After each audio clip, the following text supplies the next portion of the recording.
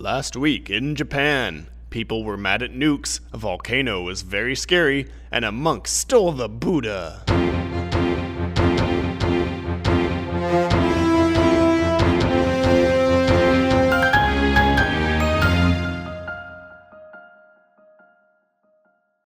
Hello, welcome to Nanoka Okure, the very best of Japanese news that's no longer relevant. After the March 2011 earthquake and tsunami that devastated the Fukushima reactor, all 54 of Japan's nuclear reactors were shut down over the course of 2 years, so regulators could re-evaluate the safety rules. But last week on Tuesday, Kyushu Electric Power Company, or KEPCO, restarted Japan's first nuclear power plant since the shutdown in 2013. KEPCO successfully restarted their #1 reactor at the Sendai nuclear power plant.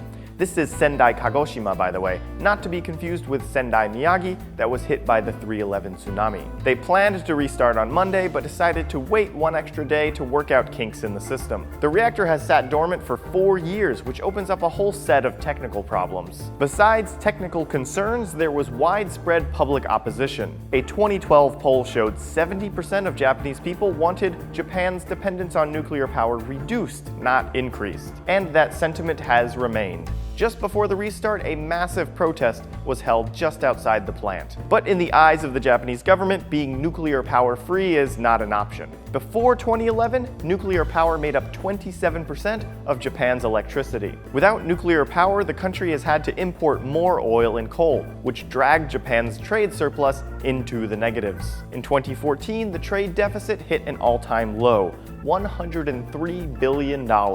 Abe's government did try to compensate for this by ramping up their solar energy initiatives. But as of 2015, solar accounts for a mere 1% of Japan's energy supply. Until someone in Japan can think of a better idea, it seems like it's nuke or nothing. In related news, let's go over to James for our seismic activity that's making everyone upset about the nuclear reactor minute.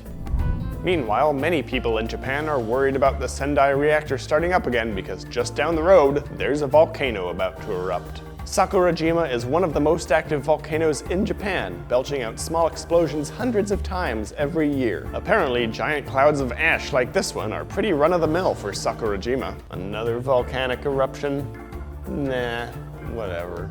But once in a while, it built up enough pressure for a truly impressive eruption. In 2013, it sent a plume of ash 3 miles into the sky. In 1914, it created the largest eruption in Japan of the 20th century, producing enough lava flow to turn the island it was on into a peninsula, hence the name Sakurajima. Now it's technically Sakura Peninsula. And now, over the past week, it's had so many tremors that its seismographs have turned pitch black. Yikes. The Japan Meteorological Agency has raised its alert status to level 4, meaning people living around the volcano should be prepared to evacuate at a moment's notice. This has raised serious concerns among those already critical of the Sendai reactor. I should probably not use the word critical when talking about nuclear reactors. Actually, I should, because going critical means the reactor is working properly. They claim that if there is a major eruption, seismic activity could damage the Sendai reactor, which is 31 miles away. In response, the Nuclear Regulation Authority stated that the volcano poses no threat whatsoever to the Sendai reactor. With the new post-Fukushima safety rules, reactor equipment has been upgraded to withstand 15 centimeters of volcanic ash. Also, the last eruption large enough to impact the reactor was 30,000 years ago.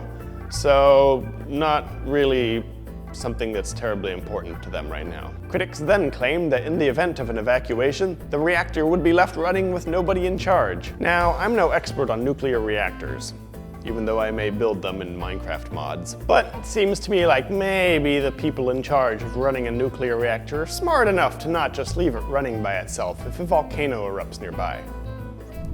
Last week, a Buddhist monk from South Korea was sentenced to 6 years in prison for stealing a Buddha statue from Japan's Tsushima island. Tsushima has historically been a gateway between Japan and South Korea.